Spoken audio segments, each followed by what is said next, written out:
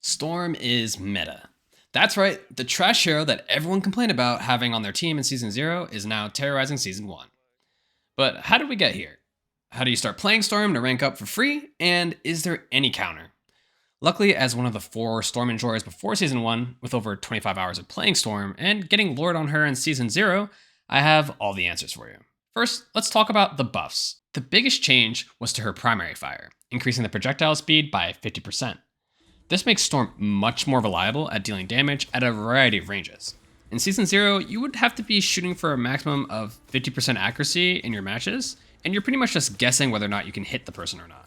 But now, you can hit up to 60% accuracy and higher. The second change to Storm was to her primary fire. It increased the damage from 50 to 55. This lets Storm take down 250 health characters in 4 shots instead of 5 at close ranges. This helps a lot since Storm struggled at taking duels in Season 0, but now she has a fighting chance. Also, combined with her projectile speed, this makes her damage much stronger and much more reliable. On top of her primary fire changes, she gained a slight damage increase to her Bolt Rush and Chain Lightning team-up. These damage increases help her with her ultimate charging faster, but also it's important to remember that all these damage increases get multiplied by her Lightning Aura.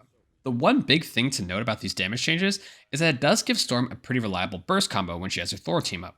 Storm doesn't really have a mechanical sauce that other characters do, but the one trick she does have is an animation cancel with her Chain Lightning.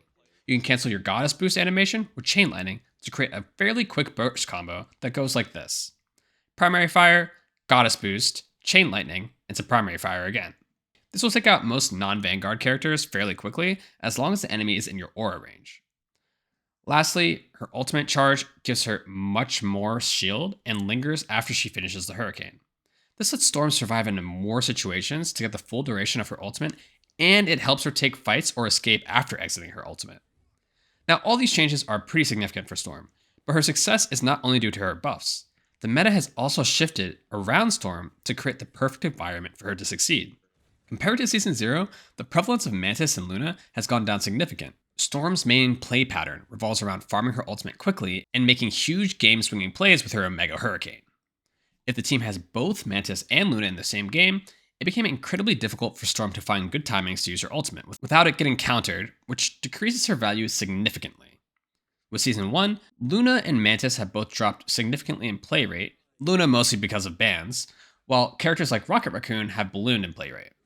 Storm would much rather face against a Rocket Raccoon who lacks a defensive support ultimate, and now if the enemy team wastes their defensive support ultimate with Rocket Raccoon on their team, Storm can score easy team wipes and snowball the game. Now there's something important to notice here.